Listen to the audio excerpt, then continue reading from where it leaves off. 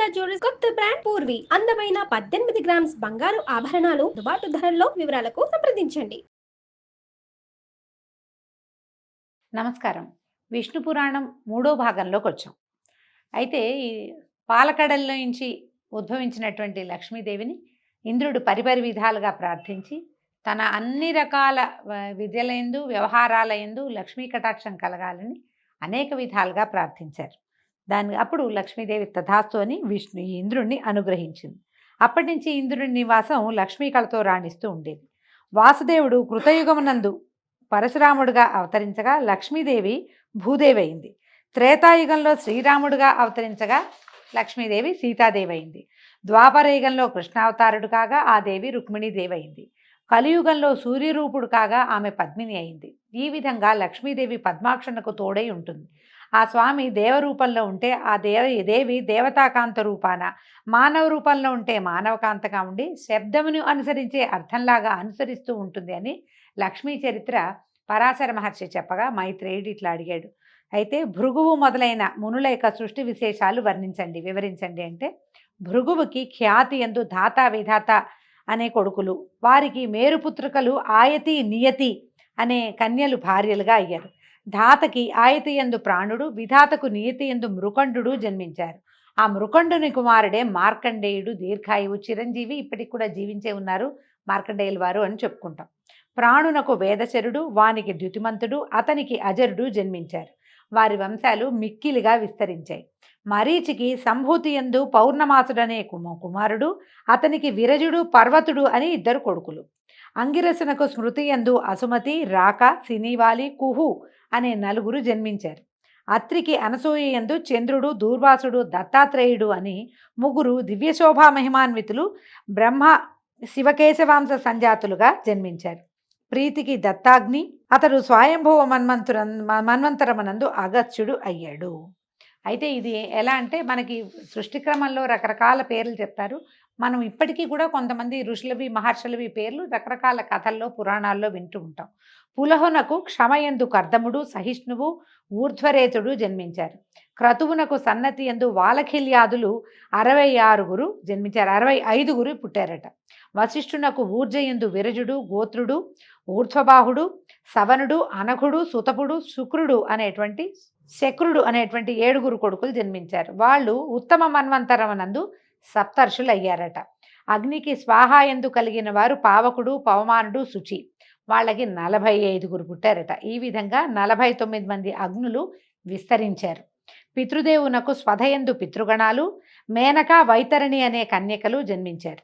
ఆ కన్యలు దివ్యజ్ఞానమూర్తులు, బ్రహ్మవాదినులు, యోగిని దేవతలు అయ్యారు అని చెప్పగా విని, ఇప్పుడు స్వయంభువ మనువు వంశంలందు పుట్టిన రాజుల చరిత్ర చెప్పమని మైత్రేయుడు అడిగాడట. పరాశరుడు ఇట్లా చెప్తున్నారు. ఆదిమనువైన స్వయంభవునకు ప్రియంవదుడు, ఉత్తానపాదుడు అని 2 కుమారులు. ఉత్తానపాదునకు ఉత్తముడు, ధ్రువుడు అని 2 కొడుకులట. అప్పుడు ధ్రువుడు పరమ భాగవతోత్తముడని పెద్దల మాట కదా, అతని చరిత్ర విస్తరించి చెప్పమని ఇతను అడిగేసరికి మైత్రేయుడు పరాశరుల వారు ఇలా చెప్తున్నారు. ధ్రువ చరిత్ర ఇది చాలా విశేషమైందిగా చెప్తారండి. ఉత్తానపాదుడు ఏకఛత్రముగా భూమిని ఏలుతూ శత్రురాజుల పక్కలో బల్యమై ధైర్య శౌర్య పరాక్రమాలకు రూపమై నయమార్గాన ప్రజాపరిపాలన చేసేవాడు. నిర్విఘ్నంగా భూదేవ తృప్తిగా యజ్ఞాలు చేసేవాడు. దిగంత విశ్రాంతమైన యశస్సు సంపాదించిన మహారాజు. అతనికి సురుచి, సునీతి అని 2 భార్యలు. సురుచి కొడుకు ఉత్తముడు, సునీతి సుతుడు ధ్రువుడు. 2 సోదరులు సమాన రూపరేఖా విలాసులు, విద్యా వివేకాలు కలవారే పెరుగుతూ ఉండగా, ఒకనాడు ఉత్తానపాదుడు నిండు కొలువులో సింహాసనాసీనుడే ఉత్తముణ్ణి ఒళ్ళో ఉంచుకుని ముచ్చట్లాడుతుండగా ధ్రువుడు వచ్చి తండ్రి తొడ మీద కూర్చోటానికి సింహాసనం వద్ద నిలిచి చేయి చాచేట. ఆ సమయంలో సవతి తల్లి సురుచి సభామర్యాదను పాటించక సవతిమాశ్చర్యంతో ధ్రువుణ్ణి వారించి నీరసంగా చూసి, ఆగు, ఈ సింహాసనం ఎక్కడానికి నా కొడుకే అర్హుడు గాని నువ్వు కాదు. ఈ రాజుకు నేను ప్రియపత్నిని, సిరి సంపద ఐశ్వర్యము అంతా నాది. నీ తల్లి నా సవితిగా ఉండటం ఏదో ఆమె అదృష్టం అంతే. నా దగ్గరకు వచ్చి ఏదైనా మాట్లాడుతుంది, నేను ఆ మాటలు కూడా లక్ష్య పెట్టను.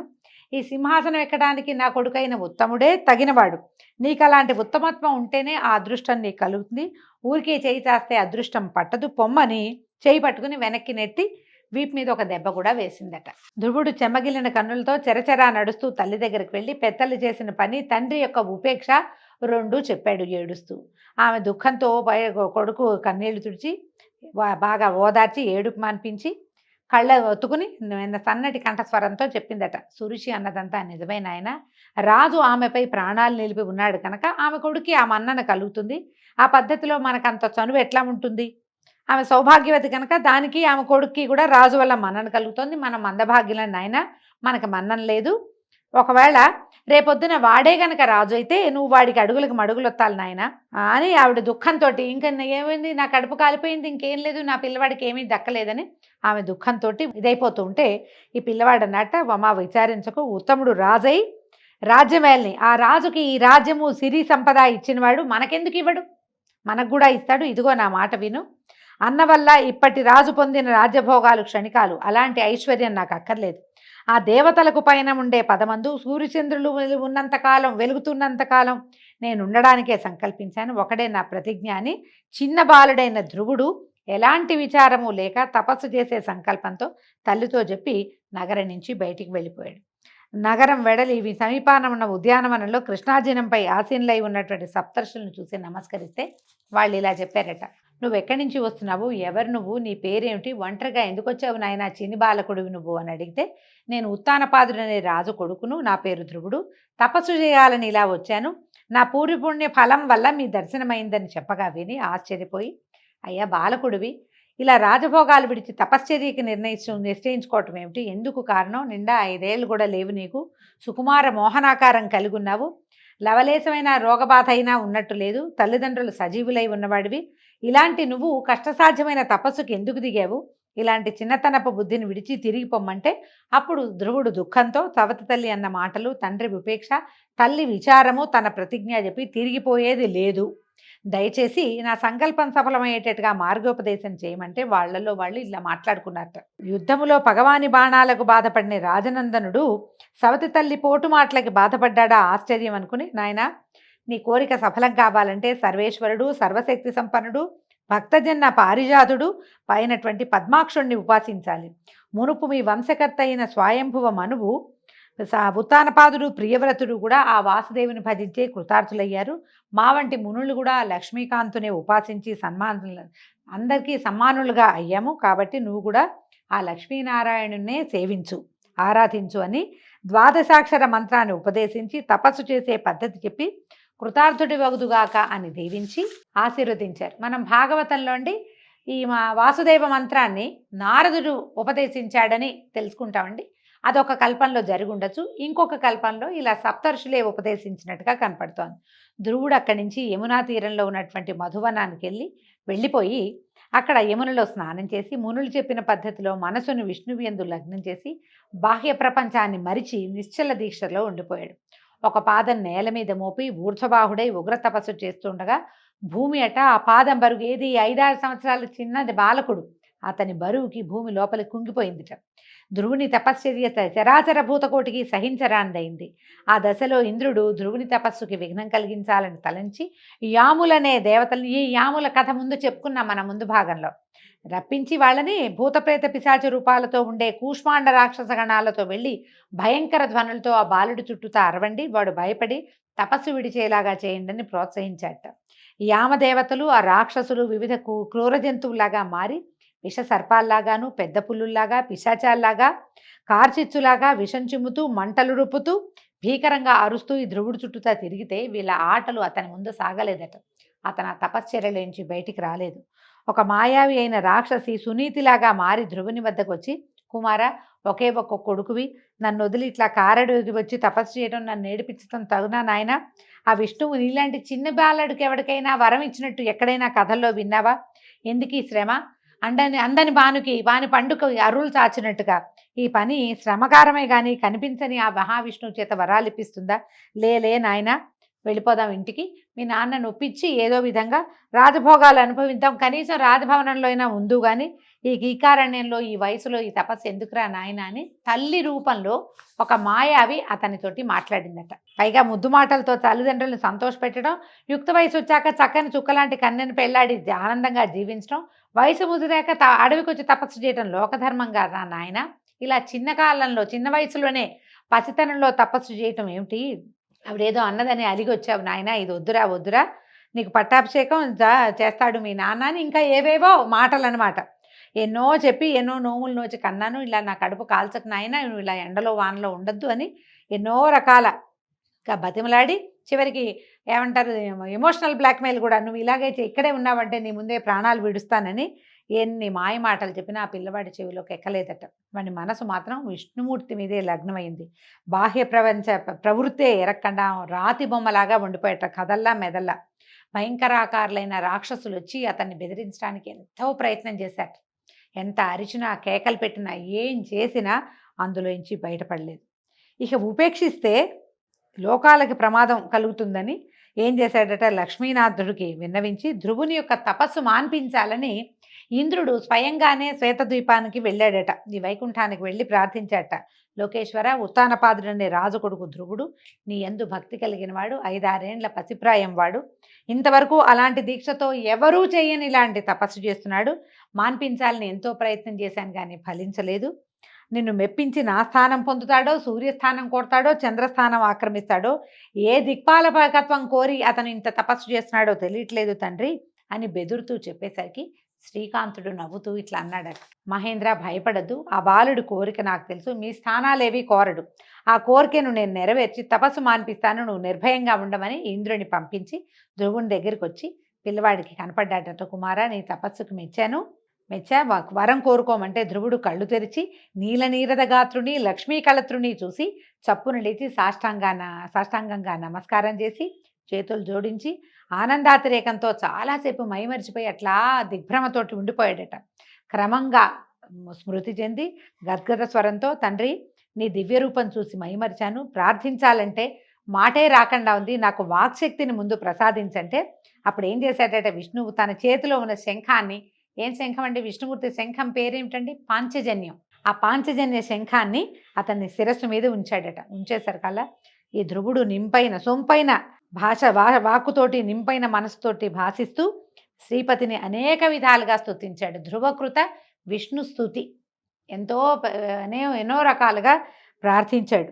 ఇదిగో ఆవు నుంచి పాలు పితికి ఆ పాల నుంచి నెయ్యి తీసి దానిని ఆ ఆవుకే సమర్పించినట్టుగా నీ నుంచి వాక్కును పొంది ఆ వాక్కునే సంస్కృతిగా నీకు సమర్పిస్తే ఆనందిస్తావయ్యా, నువ్విచ్చిన వాక్కుతోటే నిన్ను నేను స్తుతిస్తున్నాను, నీ నటన బహు విచిత్రము, నీలాంటి వాడివి నువ్వేనన్నాడు అని అనేక విధాలుగా స్తుతించగా సంతోషించి శ్రీకాంతుడు నీ ఆరాధనకి స్తుతికి సంతోషించాను, నా దర్శనం వృధా కాదు నాయన, ఏదైనా కోరుకో వరం ఇస్తానంటే అప్పుడు ధ్రువుడు అడిగాడట, అన్ని ప్రాణుల యందు సర్వాంతర్యామి అయి ఉండేటువంటి సర్వేశ్వరుడివి, సర్వజ్ఞుడివి, నీకు నా కోరిక చెప్పడం సముచితమా, అయినా కూడా నీ ఆజ్ఞను అనుసరించి మనవి చేస్తున్నాను, చిత్తగించు. నా తండ్రి కొలువులో గద్దెపై ఉండగా నేను వెళ్ళి తండ్రి ఆసనము మీదకి చేయి చాచగా నా సవితి తల్లి వారించి అక్కడ కూర్చోటానికి నా కొడుకే అర్హుడు కానీ నువ్వు కాదు పో అన్నది. ఆ మాటకి కించపడి లోకేశ్వరుడు అయిన నీ వల్ల అత్యున్నతమైన దివ్య పదాన్ని పొందాలని ప్రార్థించి ఇలా వచ్చి నేను ఆరాధించాను, కాబట్టి నా దీక్ష సఫలం చేయవలసిందిగాని వేడుతున్నాను నాయన, అదే నేను కోరే వరమని అడిగాడు. ఈయన కరుణారసభరిత హృదయుడైనటువంటి విష్ణుమూర్తి, రాకుమార, పూర్వజన్మమున నువ్వు ఒక బ్రాహ్మణుడువు, వేదశాస్త్రాలు చదివి కులాచారం తప్పక తల్లిదండ్రుల్ని అతిభక్తితో సేవిస్తూ జపాదులతో నన్ను ఉపాసిస్తూ నన్ను మనసు యందే ఉంచి ప్రవర్తించేవాడివి. అలాంటి నువ్వు ఒక రాజుడికి మిత్రుడివై అతని వైభవంతో సమాన వైభవం కల ప్రభుత్వం కోరి ఈ జన్మలో రాజనందనుడివై జన్మించావు. బాలుడివై ఉన్నా మాకు నచ్చిన భక్తుడివై ఎనలేని దీక్షతో తపస్సు చేసి మహాపుణ్యుడివయ్యావు. నీ కోరిక నెరవేరేటట్టుగా వరమిస్తున్నాను విను. దేవతలకు, గ్రహాలకు, నక్షత్ర తారాగణములకు పైన ధ్రువస్థానం ఉన్నది, అది నీకిస్తున్నాను. ఆ దివ్య పదమందు నీ తల్లితో నక్షత్ర రూపాన కల్పాంతం వరకు ఉండగలవు. కల్పాంతమందు నీకు మోక్షం ఇస్తానని ఆనందంగా పలికి మహావిష్ణువు అంతర్హితుడయ్యాడట. ఆ సమయమందు సుర నర కిన్నర సిద్ధ సాధ్యాదులు స్తుతించుతూ ఉండగా తల్లితో దివ్య విమానారూఢుడైనటువంటి ధ్రువుడు పై స్థానానికి వెళ్ళాడు. మనము రాజ్యం చేసిన తర్వాత వెళ్ళాడని కొన్ని కథల్లో వింటుంటాం. విష్ణు పురాణం ప్రకారము అతను అప్పుడే తన తల్లితో సహా విష్ణు పదాన్ని దివ్య పదము అయినటువంటి ధ్రువ స్థానాన్ని చేరాడని. ధ్రువము అంటే శాశ్వతమైనది అని అర్థం అండి. ఆ పదవిని పొందాడట. ముందు సూర్యమండలమునకు, తర్వాత చంద్ర, నక్షత్ర, బుధ, అంగారక, శుక్ర, బృహస్పతి, శనేశ్వరుల మండలాలకి వెళ్ళి వారి మన్ననలను పొంది సప్తర్షి మండలాన్ని దర్శించాడు. వారి అనుగ్రహంతో ధ్రువస్థానానికి చేరి అక్కడ మహాభాగ్యంతో లోకాలకు తలకట్టై నేటికి సకల జనమాననీయుడై విరాజిల్లుతూ ఉన్నాడు. ధ్రువ నక్షత్రం మనకి కనపడుతుంది, శాశ్వతమైనదన్నమాట ధ్రువపదం. ఈ ధ్రువ చరిత్ర వినినవారు, చదివినవారు, వినిపించిన వారు యశస్ఫూర్తితో సకల సకుటుంబంగా సుస్థిర నివాసులై శ్రీమంతులై రాణిస్తారు. ఆ ధ్రువునకు శంభువు అనే భార్య ఎందు శిష్టి, భవ్యుడు అని 2 కుమారులు. శిష్టికి సుఛాయ అనే భార్య ఎందు రిపుడు, రిపుంజయుడు, విప్రుడు, వృకలుడు, వృకతేజుడు అని 5 కుమారులట. రిపునకు బృహతి ఎందు చాక్షుషుడు, వానికి పుష్కరిణి ఎందు చాక్షుష మనువు పుట్టారు. వానికి సడ్వల ఎందు ఊరుడు, పూరుడు, శతద్యుమ్నుడు, తపస్వి, సత్యభాకు, శుచి, అగ్నిష్టోముడు, అతిరాత్రుడు, సుద్యుమ్నుడు, అభిమన్యుడు అనేటువంటి 10 మంది కుమారులు జన్మించారట. ఊరునకు ఆగ్నేయి అనే కాంతయందు అంగుడు, సుమనసుడు, స్వాతి, క్రతువు, అంగిరసుడు, శిబి అనే 6 కుమారులు జన్మించారు. వారిలో అంగునకు సునీధ అనే ఇల్లాలి యందు వేణుడు అనే కుమారుడు పుట్టాడు. అయితే ఈ వేణువు యొక్క కుడిభుజమునందు మునులు మధించగా దాని నుంచి పృథువు అనేటువంటి కుమారుడు పుట్టి సాటిలేని భుజ విక్రమంతో రాజలోకాన్ని వశపరుచుకున్నాడు.